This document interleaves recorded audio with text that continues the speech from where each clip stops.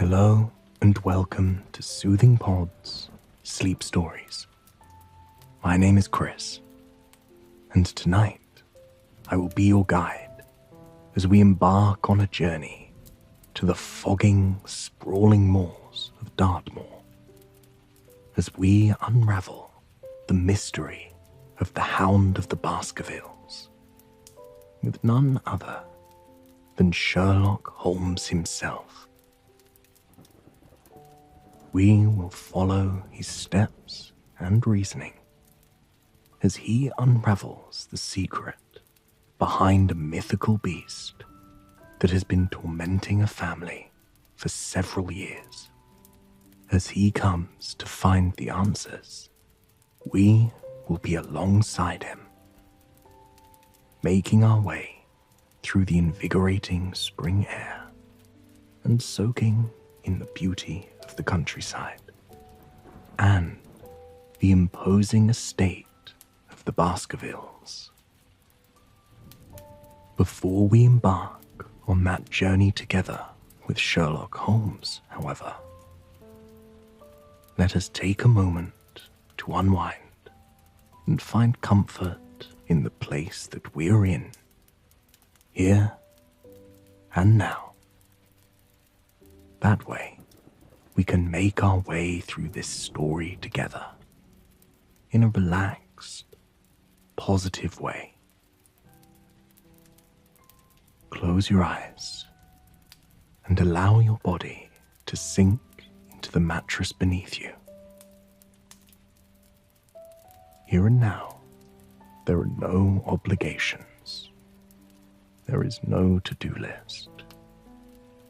By simply closing your eyes and listening to the sound of my voice, you are already giving your body the rest that it deserves.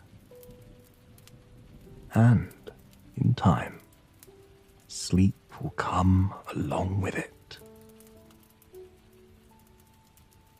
With your body relaxing and sinking deeper and deeper into the mattress with each moment, I want you to imagine something with me. You are curled up in your soft, plush bed. The blankets are wrapped around you. But now, your bed isn't in your room. It is someplace much more magical and much more cozy.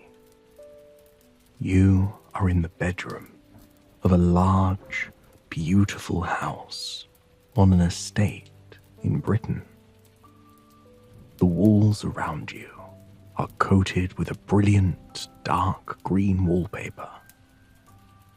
A wallpaper adorned with a mosaic of pink, purple, and yellow flowers, all of which are tangled and appear as if they are almost dancing with one another. The wallpaper is intricate and busy in a sophisticated way that makes you feel like you have crawled into a Bronte sister novel, or perhaps an Arthur Conan Doyle novel. The wallpaper only takes up the upper half of the wall. The lower half is wood, dark mahogany wood that wraps around the room as if it is embracing it.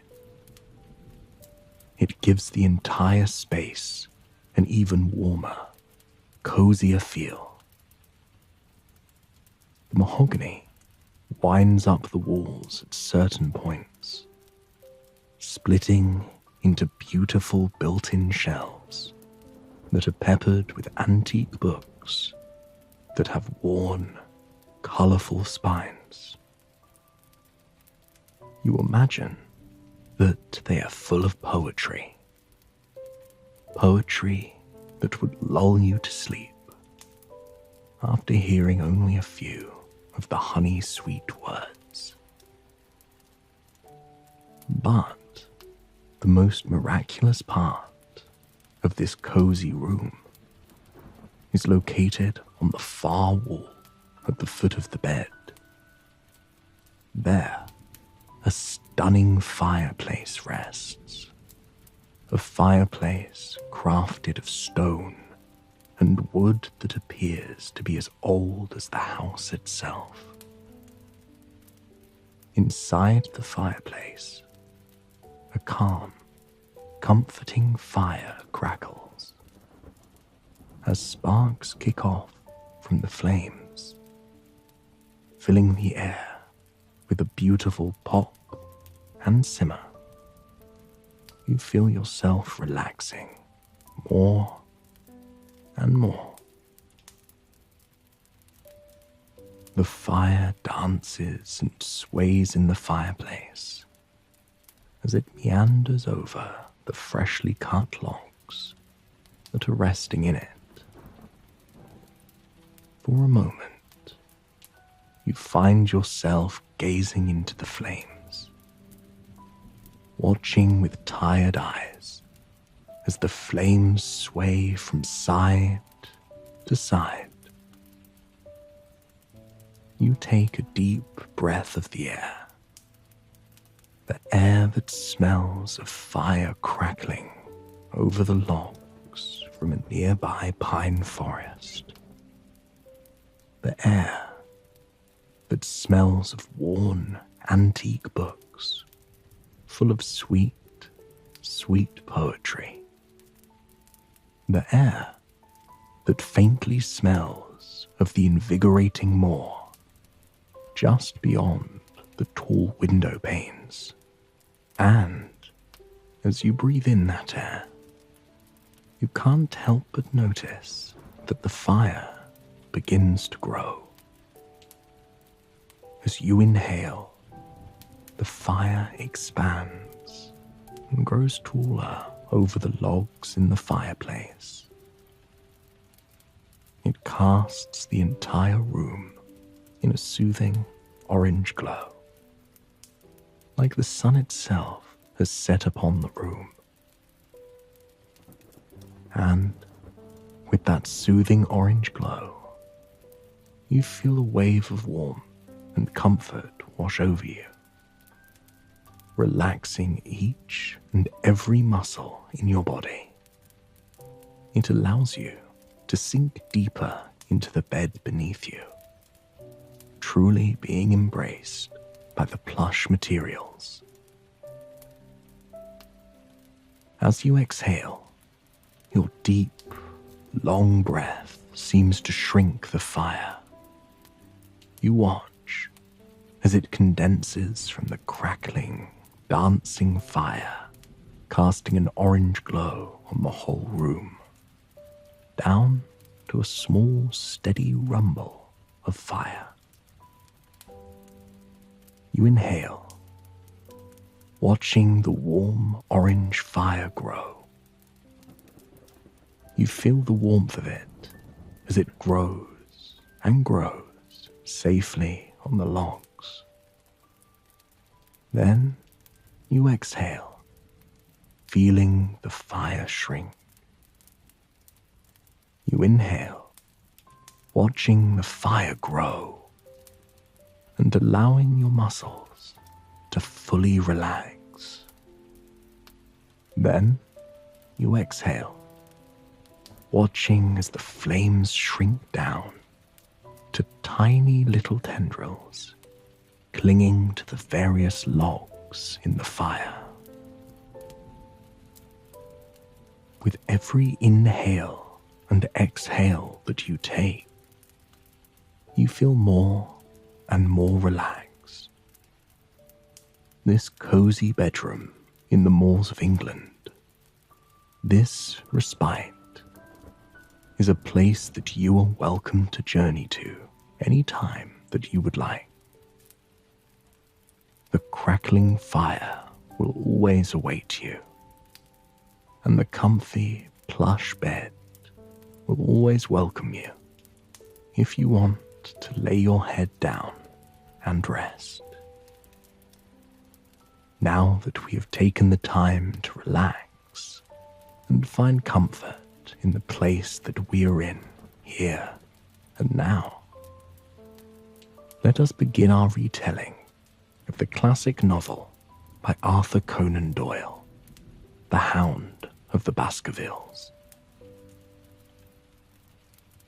The first thing that Sherlock Holmes heard upon awakening at his home at 221B Baker Street in London was the sound of horse hooves making their way down the cobblestone street.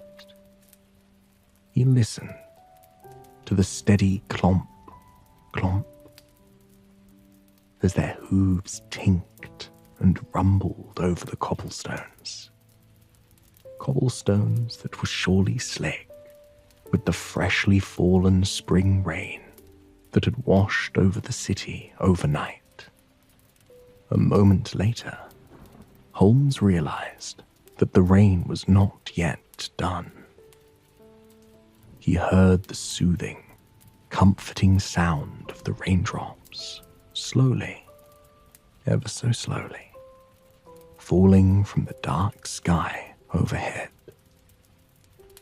He listened as they, much like the horses, meandered across the cobblestone streets, landing upon them without much fanfare, but with a heavy, solid plonk. He could hear them dance across the flowers and plants residing in the flower box just outside the thin glass on his window. And when he opened his eyes, he could see the heavy drops landing upon the petals, weighing them down, time and time again. Almost as if the sky itself was on a schedule with the flowers. Just beyond the window pane, some people scurried off to work, to classes, to meet with friends. They held umbrellas overhead and skirted through the rain, trying their darndest not to get wet. Holmes regarded them for a long moment, putting a story to each one. One woman carefully held her child over the puddles, a child that appeared to be wearing shiny new shoes. Holmes deduced that, judging by the part of town they were heading back to, they were a rather poor family, and that those shoes may have been the finest thing the young child had ever received. He noticed a man and a woman making their way through the rain, giggling with one another like school children. The man extended his umbrella over the woman, urging her closer to him as they continued on their journey.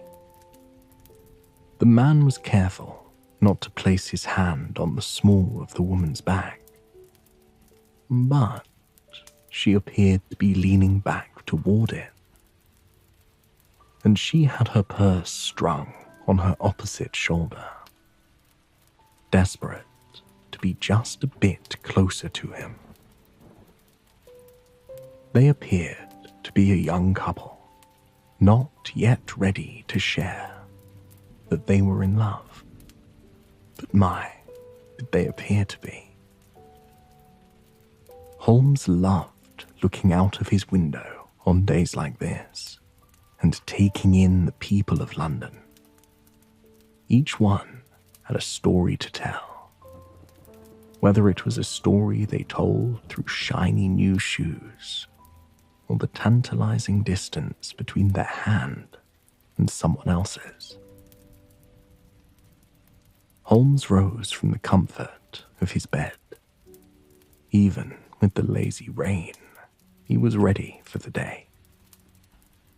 He knew he had work to tend to, mysteries to solve, and people throughout the city to help. By looking out his window at people, he put his heart and mind in the right spot every single morning. He made his way to the kitchen, where he served himself up a rather simple breakfast of toast and eggs, as he read some novels he had just recently picked up. Then he headed to the Home Office, where Watson awaited him. He found Watson standing before the crackling fireplace, nestled between two large bookshelves.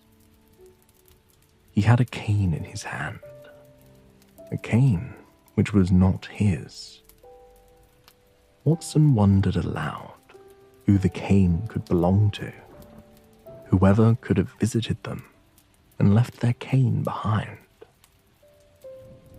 As the fire crackled beside him and the rain raged on just outside the hazy glass window pane, Watson proposed his theory.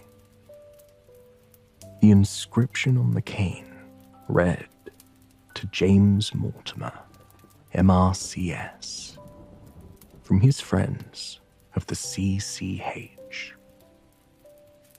He suggested that the cane was given to an elderly doctor for his many faithful years of service. Holmes delighted in this theory, encouraging Watson to suggest something further. Watson continued, insisting that the cane must belong to a county doctor who did much walking, since the cane had so much wear. Holmes complimented Watson on his detective skills. For a moment, Watson basked in the glory of the compliment, but as Holmes himself took hold of the cane, it appeared that Watson was only right about a few things. The owner was, indeed, a country practitioner. Holmes agreed. However, CCH referred to Charing Cross Hospital, and, he deduced, the cane was given as a retirement gift from the hospital. Furthermore, it appeared that the man must have a small spaniel, since there were tiny bite marks peppered across the wood of the cane. Just as the words left his lips, Holmes looked up to see a man entering their home office with a small spaniel. The man introduced himself as Dr. Mortimer, the owner of the cane, and complimented Watson and Holmes on their observation skills.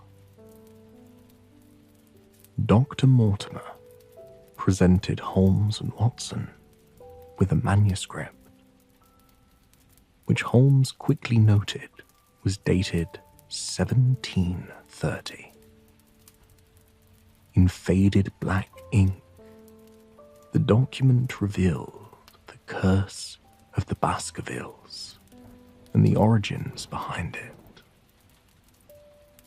Long ago, at the time of the Great Revolution, Hugo Baskerville was the owner of the Baskerville Hall in the beautiful moors of Devonshire.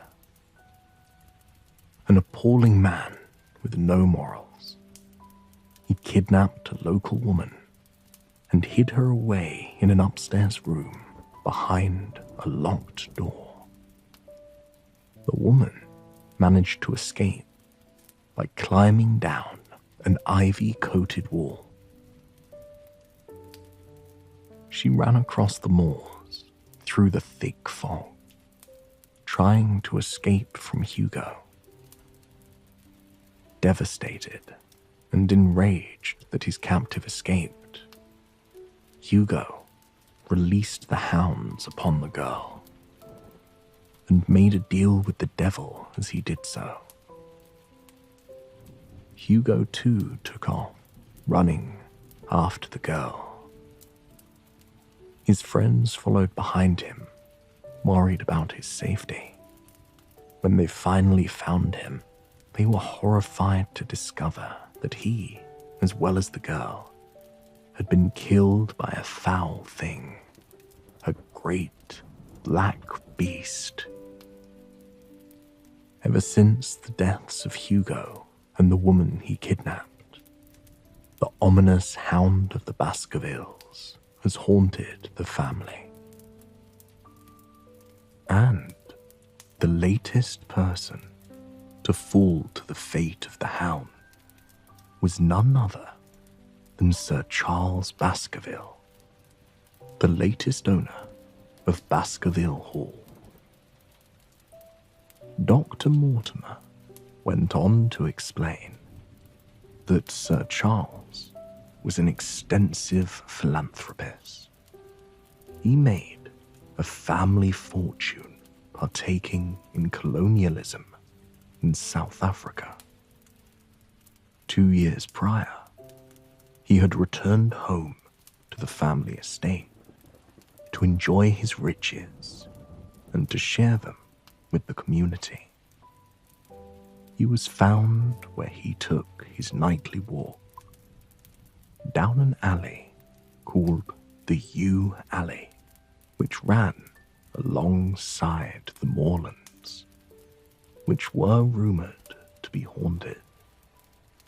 Witnesses had noted that Charles had dawdled at the gated entrance to the alley for quite some time, and his footsteps in the dirt indicated that he had either been running through the alley or tiptoeing, both of which were suspicious. But those weren't the only footsteps found. Mortimer looked up to Holmes and Watson. In a quiet whisper, he told them that the footprints of a gigantic hound were found alongside Sir Charles, indicating that the hound had gotten him. Of course, both Watson and Holmes were eager to help solve this mystery. Mortimer truly believed the hound had been behind it. Several locals claimed to have seen a beast wandering through the fog-shrouded moors. However, Mortimer wasn't just interested in solving the old mystery. He came to them with a more urgent quest. The sole heir to the estate, Sir Henry, was due to arrive at Waterloo Station in just an hour. Mortimer feared for Sir Henry's safety, afraid that he too would be killed by the beast, or whatever it was that had killed poor Sir Charles. Holmes told Mortimer to fetch Henry and visit them the next morning. As soon as Mortimer left, Holmes and Watson discussed their theories. Holmes wanted to rule out all ordinary causes before turning to a supernatural one. And there was something rather odd.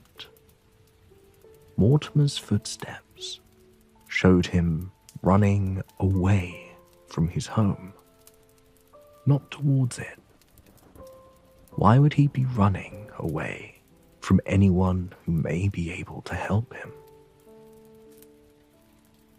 The next morning, Henry and Mortimer arrived at 221B Baker Street. Though beaten down by his travels from Canada and a bit worn, Sir Henry was a chipper man with a kind, gentlemanly expression. And, though he had just arrived in the country, he was already tangled in the mystery. Upon arriving at his hotel, he received a note which read, "As you value your life or your reason, keep away from the moor." Holmes deduced that since no one could have known where Henry was staying, he must have been followed. And, judging by the letters that were cut out to compose the note, it appeared that whoever made it had made it with clippings from the Times. Surely, the person behind this was well educated, and they were trying to conceal their potentially recognizable handwriting. Furthermore, the final word, "more," was written in sputtered ink, which suggested it was written with a hotel pen. Holmes believed that searching the garbage bins near Charing Cross hotels, where the letter was postmarked, may allow them to find the Times that had been cut up. As soon as Mortimer and Henry left, Holmes and Watson tailed behind them, hoping to spot their stalker. Indeed, they laid eyes on a man with a bushy beard in a cab, but the man spotted them and quickly left. Holmes noted the cab number 2704.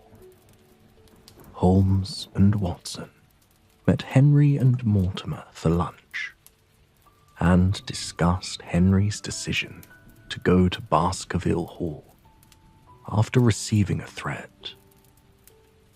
Holmes asked if there was anyone with a bushy black beard up at Devonshire, and was pleased to learn that the butler, Mr. Barrymore, did indeed.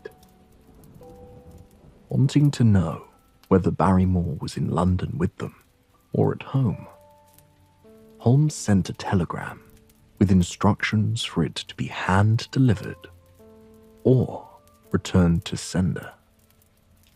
Mortimer informed him that Barrymore did inherit £500 and a work-free setup as soon as Sir Charles died.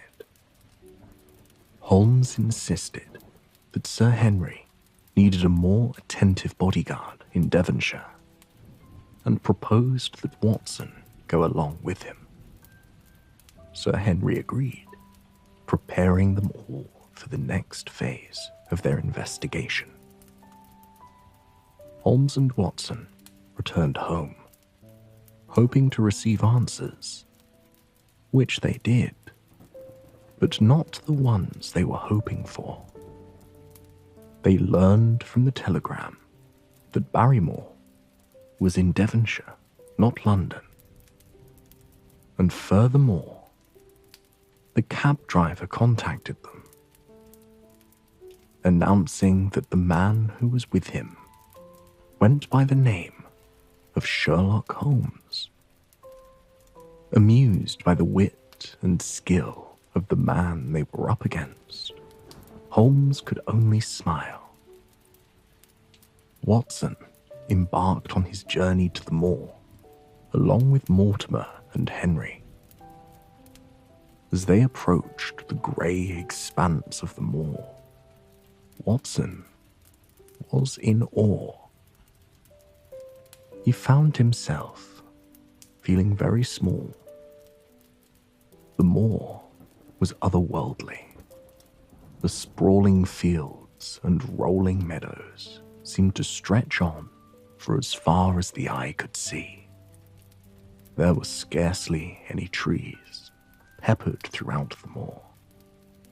In their place, short shrubs and lichens painted the green hillsides in an array of darker greens, purples, and reds.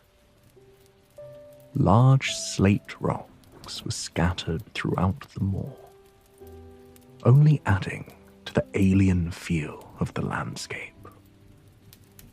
It felt ancient here, Watson noted.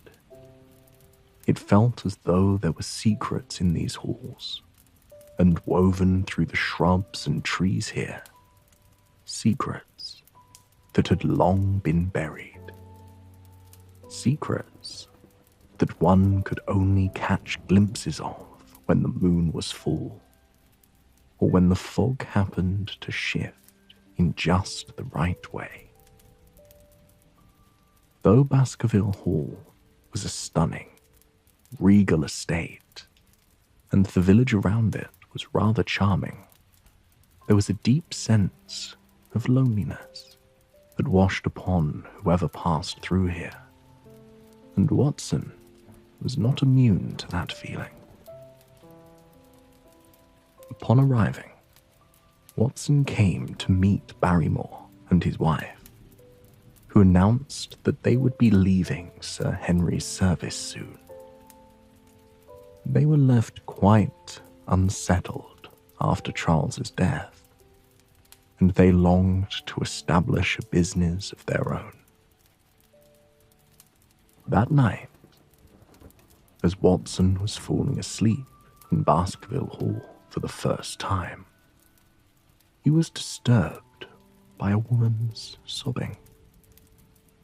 The following morning, he inquired about it at breakfast, causing Mr. Barrymore to get rather flustered. Barrymore insisted that it was not his wife crying, yet Watson could see her eyes were swollen and her lips were red. He decided to investigate whether the telegram had been handed directly to Mr. Barrymore, and was shocked to learn that it had been handed to Mrs. Barrymore instead, who insisted her husband was too busy to receive a telegram. Watson knew he could not cross Mr. Barrymore off his list of suspects just yet. Later that afternoon, Watson was approached by Mr. Stapleton of the nearby Merry Pit House, a local botanist. Mr. Stapleton expressed his desire for Mr. Henry to continue on with Charles's philanthropy, and also noted the silliness of the local legends.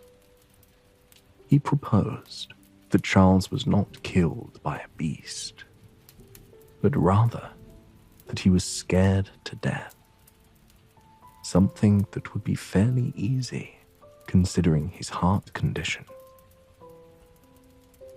Watson was surprised to learn that Mr. Stapleton knew of his medical condition. The two walked along the moor together, soaking in the moody atmosphere that the fog and barren landscape brought. Stapleton warned Watson of the dangers of the moor, including the Great Grimpen Mire,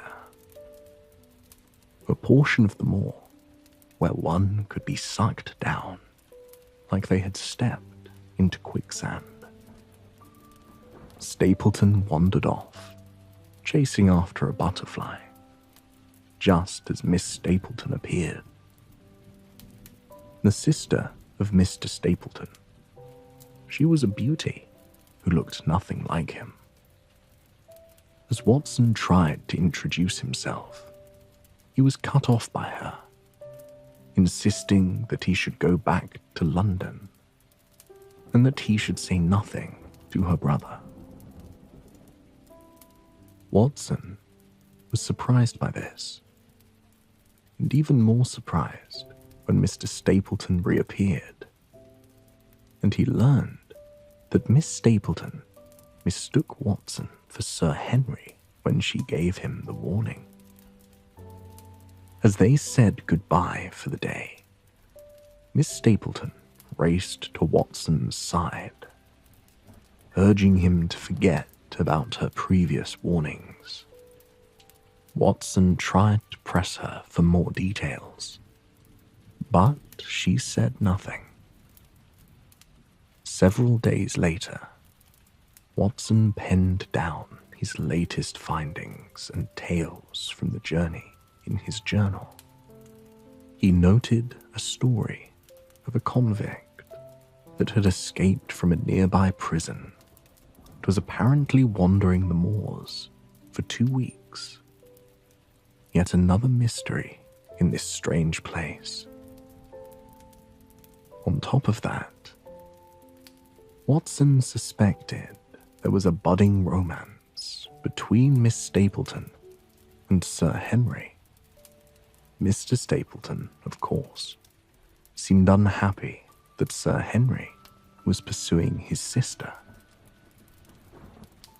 Watson investigated and questioned Barrymore about the telegram. Barrymore insisted that he was home when the telegram arrived, but Watson was far from convinced, and matters were only made worse when one night he awakened to the sound of footsteps outside his door.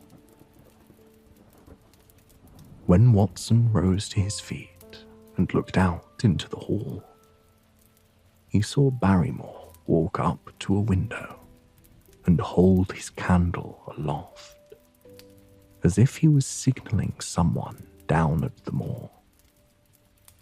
Watson managed to make it to his bedroom before being spotted, but the discovery left him with more questions than answers. And, to complicate matters further,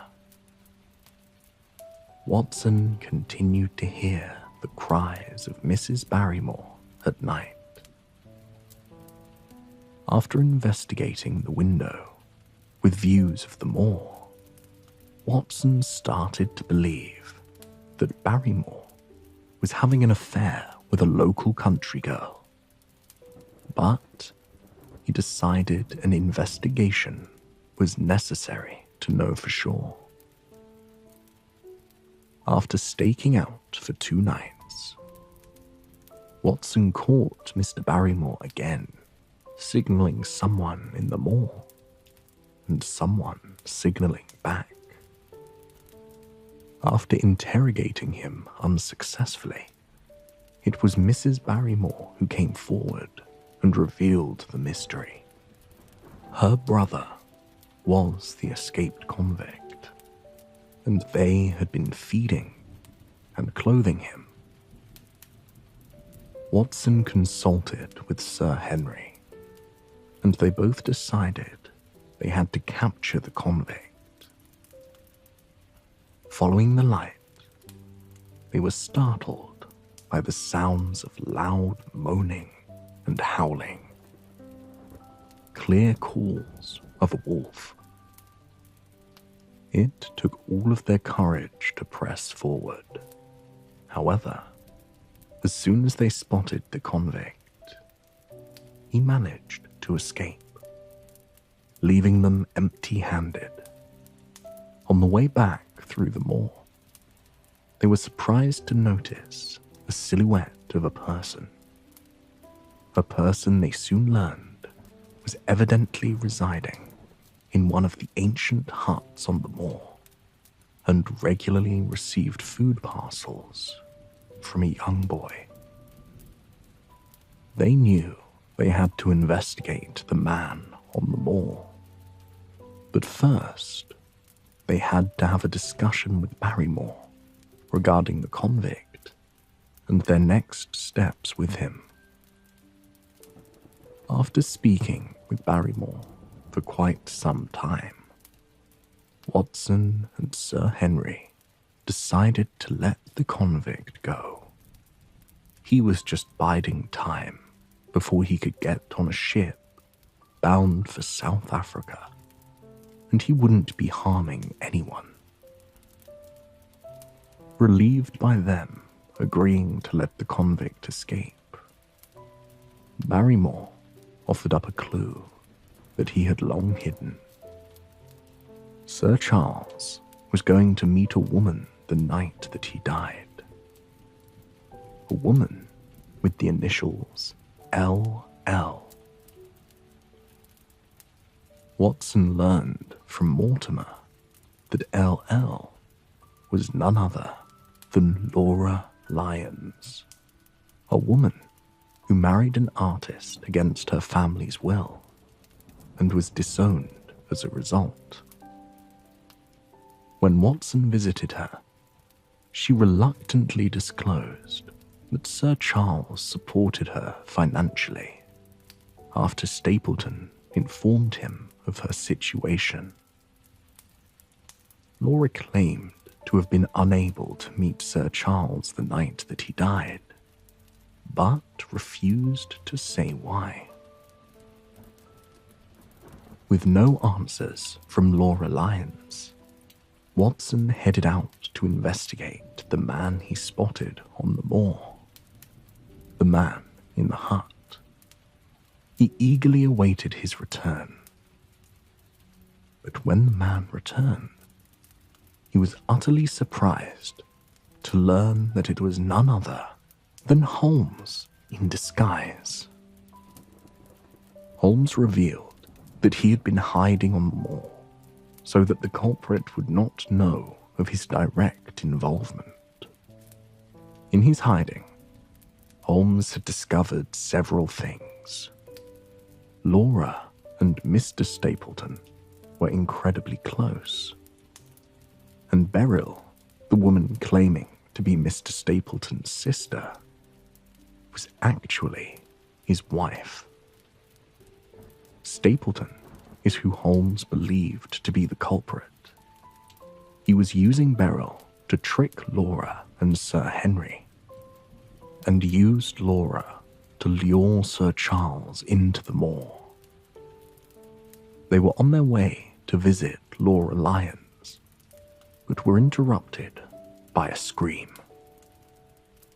Following the direction of the scream, they discovered the convict lying dead in what appeared to be Sir Henry's clothes. It seemed the hound had been taught to go after Sir Henry using his scent, and by wearing his clothes, the convict had put himself at risk. Just moments later, Stapleton arrived, assuming the dead man was Sir Henry, but was shocked to discover it wasn't. Wanting to defuse the situation and make Stapleton think they weren't suspicious of him, Watson suggested the convict had simply fallen and broken his neck. Stapleton went home, reassured that the detectives weren't onto him. Next, Holmes and Watson headed to Laura's house, where Holmes revealed Stapleton's secret marriage. Laura was crushed by this and revealed the truth.